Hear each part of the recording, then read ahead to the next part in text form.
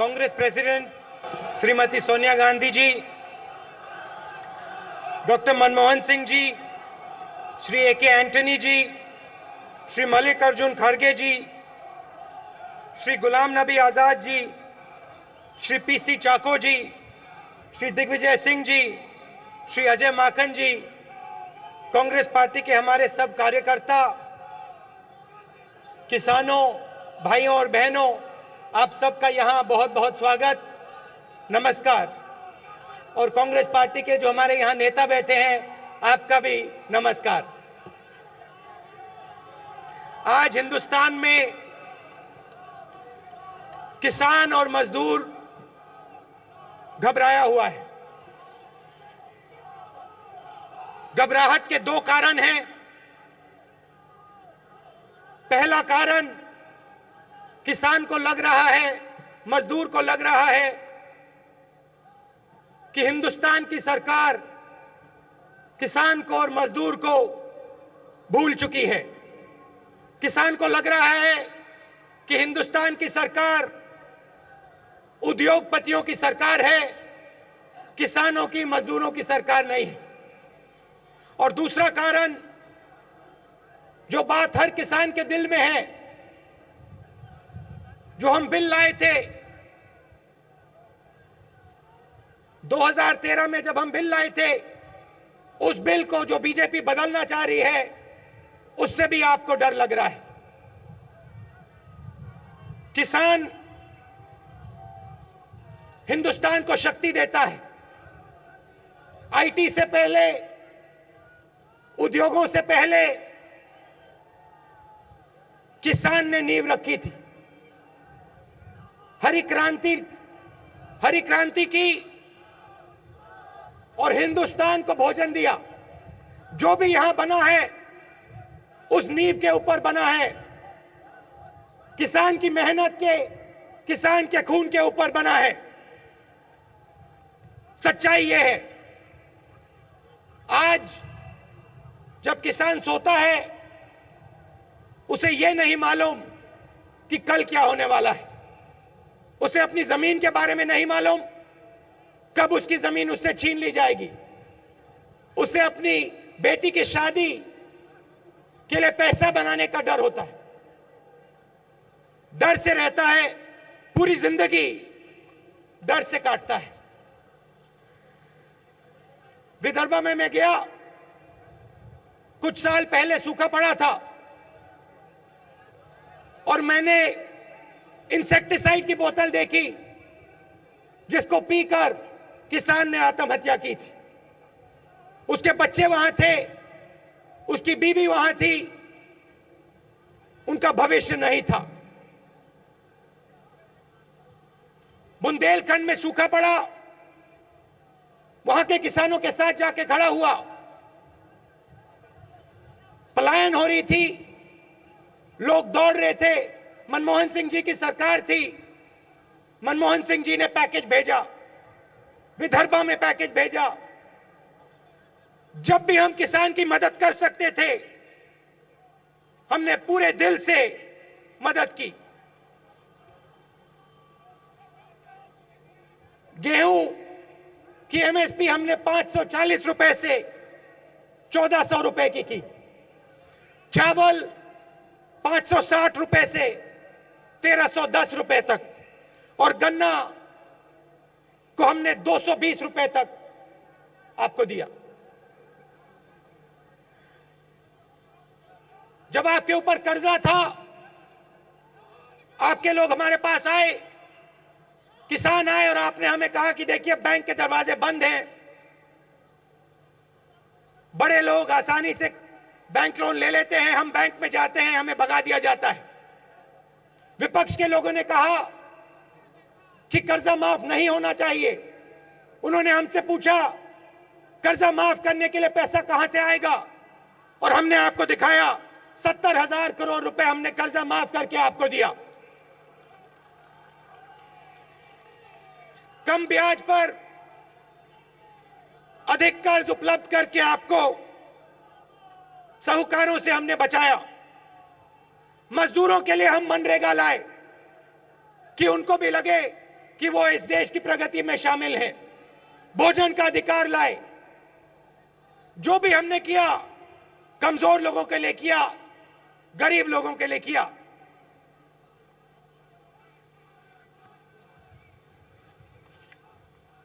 न्यामगिरी में आदिवासियों ने मुझे बुलाया और आदिवासियों ने मुझे कहा, न्यामगिरी में 200-300 युवाओं से मैं बात कर रहा था और उन्होंने मुझे कहा, राहुल जी देखिए, ये हमारी जमीन है, ये जो पहाड़ है ये हमारा भगवान है, इस जंगल से हम जीते हैं।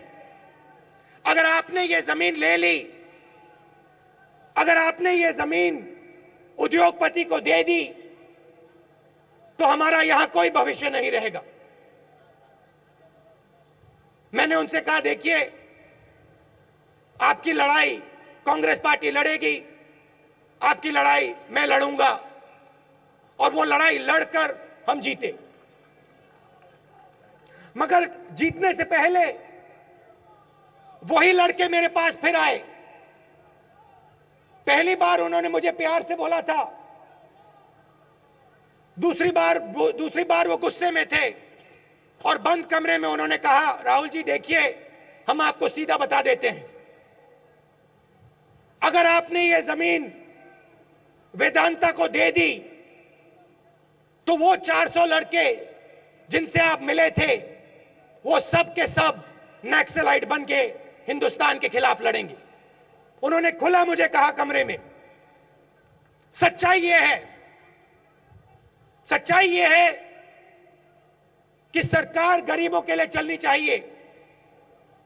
किसान अपना खून पसीना देता है, किसान ने हिंदुस्तान की नींव बनाई है, और सरकार को किसान को नहीं भूलना चाहिए। बीजेपी एनडीए की सरकार किसान की बात क्यों नहीं सुन रही है?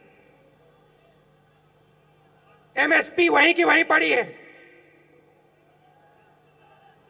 खाद सब्सिडी कम की, हरियाणा में किसानों पर लाठीचार्ज हुआ, सिंचाई का बजट कम किया, कृषि विकास योजना का बजट आधा कर दिया, और किसान की फसल मंडी में पड़ी हुई है।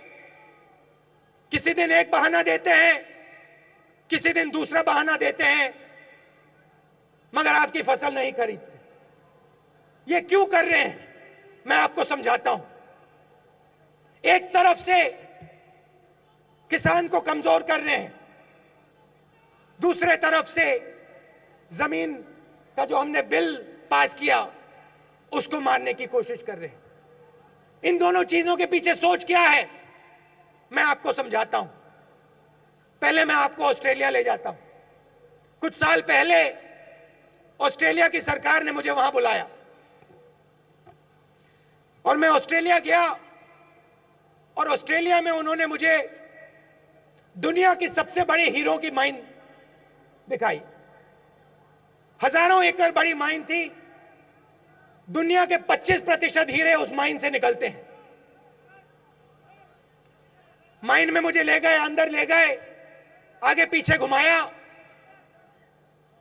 2 दिन के लिए वहां मैं उनके साथ था। फिर मैंने उनसे एक सवाल पूछा। मैंने सोचा कि भाई इतनी ज्यादा जमीन है, हजारों एकड़ जमीन है, तो ये जमीन किसकी थी? वो लोग कहां हैं जिनकी ये जमीन थी, जो आज दुनिया की सबसे बड़ी डायमंड माइन बन गई है? 25% हीरे इस माइन से निकलते। तो मैंने उनसे पूछा, भैया एक बात बताइए, ये जो जमीन थी ये किसकी थी?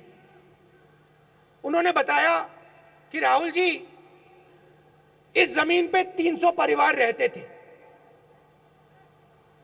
हजारों एकड़ जमीन थी, 300 परिवार थे। तो मैंने उनसे पूछा, भैया एक बात बताइए, डायमंड माइन बन गई, हीरे बन रहे हैं, निकल रहे हैं, आप इनको पूरी दुनिया में बेच रहे हैं, वो जो 300 लोग थे, 300 परिवार थे, उनका क्या हुआ? वो कहां है? तो उन्होंने मुझे कहा, राहुल जी हम आपको मिला देते हैं, कल हम आपको उनसे मिला देते हैं। अगले दिन मैंने सोचा कि भाई 300 परिवार हैं, सबसे बड़ी डायमंड माइन है, सूट पहन के आएंगे, बूट पहन के आएंगे, मर्सिडीज में आएंगे, बड़ी बड़ी गाड़ी में आएंगे। जब मैं वहां गया, मेरे सामने 5 मजदूरों को खड़ा कर दिया और मैंने उनसे पूछा, भैया ये कौन है? मुझे कहते हैं, भैया ये हैं वो लोग जिनकी ये जमीन थी। मगर ये क्या करते हैं? ये माइन में मजदूरी करते हैं, ये वेयरहाउस में काम करता है, ये कंप्यूटर ऑपरेटर है। इनको हमने ट्रेनिंग दी और इनको हमने नौकरी दी। आपको एक बात समझनी है, ये जो आपकी जमीन है जिस पे आप खेती करते हैं, इसको आप मां मानते हो, मगर आज के हिंदुस्तान में ये जमीन सोना है, सोना। इसका दाम आने वाले 5 साल में, 10 साल में, 15 साल में, 20 साल में सोने के दाम से ज्यादा होगा। सच्चाई ये है। और मोदी जी ने चुनाव कैसे जीता, मैं आपको समझा देता हूं। मोदी जी ने बड़े बड़े उद्योगपतियों से हजारों करोड़ रुपए का कर्जा लिया है। उनकी मार्केटिंग होती है, गुजरात मॉडल का कैंपेन होता है, टीवी पे इश्तिहार होते हैं। उन्होंने बड़े बड़े उद्योगपतियों से कर्ज लिया है और उस कर्ज को वो कैसे निभाएंगे? आपकी जमीन उन उद्योगपतियों को देकर निभाएंगे। इसलिए वो जमीन के बिल को कमजोर करना चाहते हैं और इसीलिए वो किसान को कमजोर करना चाहते हैं। वो चाहते हैं कि किसान को सही दाम ना मिले, किसान को पानी ना मिले, किसान को फर्टिलाइजर ना मिले, किसान अपने बल पे ना खड़ा हो, कमजोर हो जाए, गिर जाए और फिर हम उसकी जमीन छीनकर अपने उद्योगपति दोस्तों को दे दें। यह सोच है। गुजरात मॉडल में मोदी जी ने दिखाया, उद्योगपतियों को दिखाया कि गुजरात के किसान से मैं आसानी से जमीन छीन सकता हूं। और उन्होंने उद्योगपतियों को बताया कि अगर आपने मुझे प्रधानमंत्री बनाया तो जो मैंने गुजरात में किया है वो मैं पूरे हिंदुस्तान में करके दिखाऊंगा। और वो काम करने जा रहे हैं। हिंदुस्तान की जो नींव है उसको कमजोर करने जा रहे हैं। देखो, घर बनता है, ये इमारत बनी है, पूरी की पूरी नींव पे खड़ी होती है, फिर दीवारें बनती हैं, फिर फ्लोर बनता है। मोदी जी का मॉडल है, नींव को कमजोर करो, इमारत पे सीढ़ी लगाओ, सीढ़ी पे चढ़ो और उसकी पुताई करो, पुताई करो, इमारत को चमकाओ और पूरी दुनिया को बताओ कि देखो भैया मैंने इमारत चमका दी, और अंदर से इमारत खोखली हो जाती है। ये इनका काम है और ये आपके साथ करना चाहते हैं, किसानों के साथ करना चाहते हैं और मजदूरों के साथ करना चाहते हैं। आपको अपने बच्चों को शिक्षा देनी है। आपके माता पिता बीमार होंगे, उनका इलाज कराना होगा। आपके पास जमीन है, आने वाले समय में इससे आपको फायदा होगा, इसकी आपकी पूरी कीमत मिलनी चाहिए। हमने कानून में 4-5 चीजें की थी। सबसे बड़ा काम था कि आपको हमने मार्केट रेट से 4 गुना ज्यादा पैसा दिलवाया। पहले आपसे जमीन छीन ली जाती थी, आपको दाम नहीं दिया जाता था, हमने उस बात को बदला। मगर 4 और बहुत जरूरी चीज की थी। सबसे जरूरी चीज जिसको कंसेंट क्लॉज कहते हैं, हमने कहा कि अगर आपसे जमीन ली जाएगी तो आपसे पूछ कर ली जाएगी। जब तक 80% लोग हां नहीं कहेंगे तब तक जमीन आपसे नहीं ली जाएगी। उस क्लॉज को बीजेपी ने खत्म करा है। दूसरी बात, हमने कहा कि एक ऑडिट होगा। अगर किसान से, मजदूर से जमीन ली जाएगी तो 6 महीने के अंदर ऑडिट होगा, पता लगाया जाएगा कि जमीन लेने का असर किसान पे, मजदूर पे क्या हुआ और उस पर कार्रवाई की जाएगी। तीसरी बात हमने कहा कि अगर कोई अफसर कानून को लागू नहीं करेगा तो उस पर कार्रवाई की जाएगी। इन चीजों को बीजेपी ने खत्म किया है। और आखिरी बात हमने कही थी, और शायद ये इनकी नीयत दिखाती है, हमने कहा था देखो, अगर 5 साल के अंदर, जमीन लेने के बाद 5 साल के अंदर काम नहीं शुरू किया गया तो जमीन वापस किसान को दी जाएगी। इस चीज को भी बीजेपी ने बदला। इस चीज को बदलने की क्या जरूरत थी? अगर सचमुच में वो मेक इन इंडिया करना चाहते हैं, अगर सचमुच में वो कुछ बनाना चाहते हैं, तो फिर ये 5 साल को बदलने की क्या जरूरत है?